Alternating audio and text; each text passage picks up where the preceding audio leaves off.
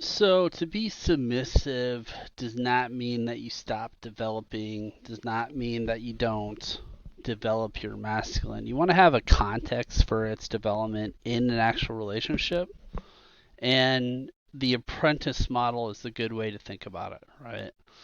So if you're empathetic about how each sex develops, you understand how the apprentice model makes sense, right? So like she has a masculine to grow to some extent, and you want that for stability.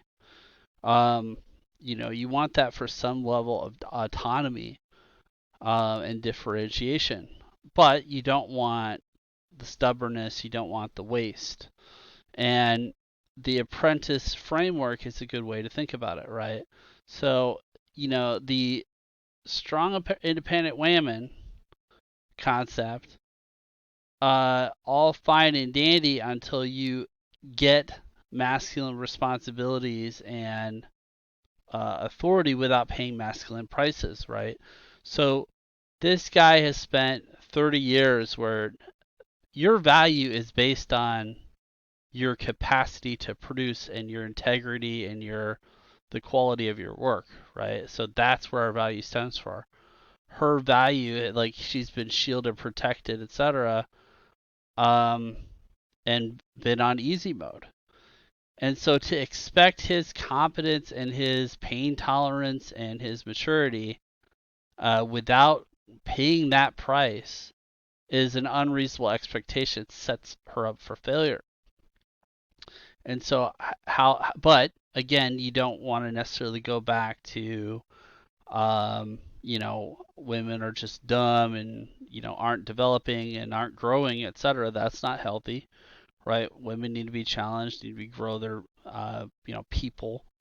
And every human needs that, needs a challenge, need to build confidence, etc. But what's the apprentice like? She is a student to his masculine, right? She is learning from his masculine, which is taking the place of her father, right? As long as we're transitioning from a to a like father to husband situation, she's not treating herself as a autonomous leader, absolute equal, because she hasn't paid his price yet, right? So it's reasonable, like just yes, everybody's a human, both sexes are human, but because we pay different prices, we have different authority levels, and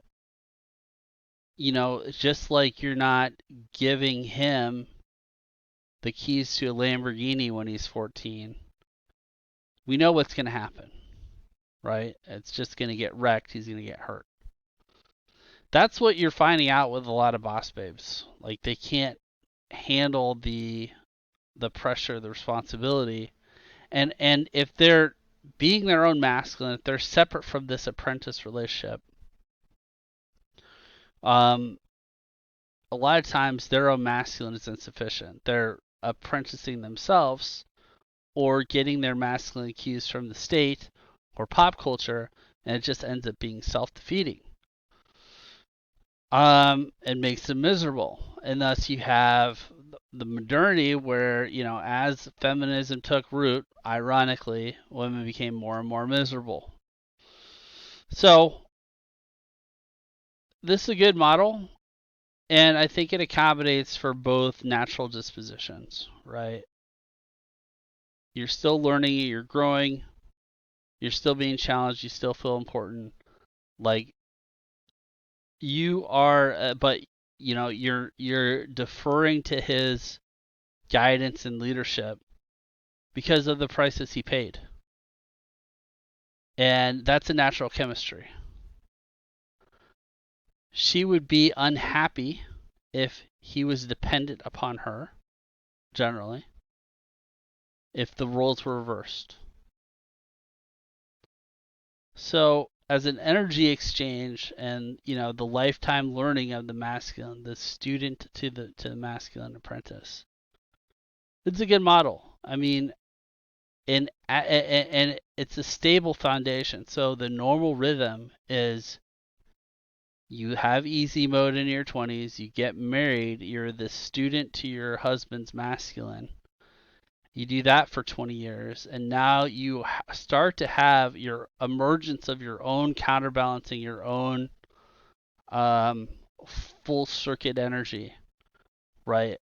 40, 50 for women. That's the normal, because again, their masculine emergence starts around 30, 35, right? So by the time you're like, whereas ours starts out from the jump. We're playing sports, we're competing, we're fucking growing, etc. And and so yes, you can get should go from generally soft, kind of soft boundary, early 20s, and then get to more flexible, more mature, more integrity in 30s and 40s through this apprenticeship energy. And like after that, so and then basically she's treated like a man from like 30 to 50. A woman becomes more and more invisible as far as the sexual marketplace goes, and that's a mirror of what men go through for what we were born. We were born in invisibility, right? It's no surprise to us, even though it's like a shocking loss of power for many of them. That's where the Karen mode comes in.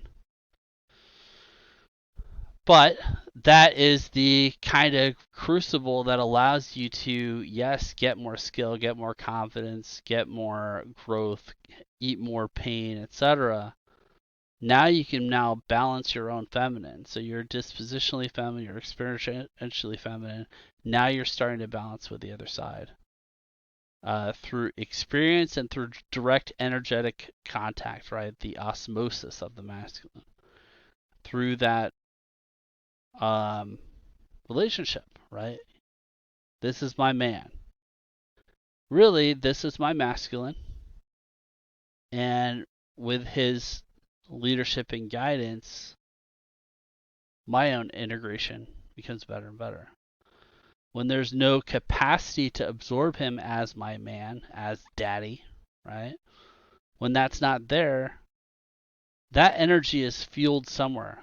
You're either self-generating it, state generating it, etc. And normally it's distorted. Um, this is a continuation. That's my man, that's my father, right? That's my external masculine feeding the synergy, fueling my own development, allowing me to go deeper into the feminine through that counterbalancing, which can be a relief. And then, if you want to balance yourself, so we get variety from the feminine, creation from the feminine, go back into the masculine for stability, to cool off, etc. That's the energy give and flow and convergence and elevation and evolution. So that's what I would say is interesting about modernity, completely missed. Maybe missed in earlier times to an extent. Uh, but modernity's fucking up, so change something.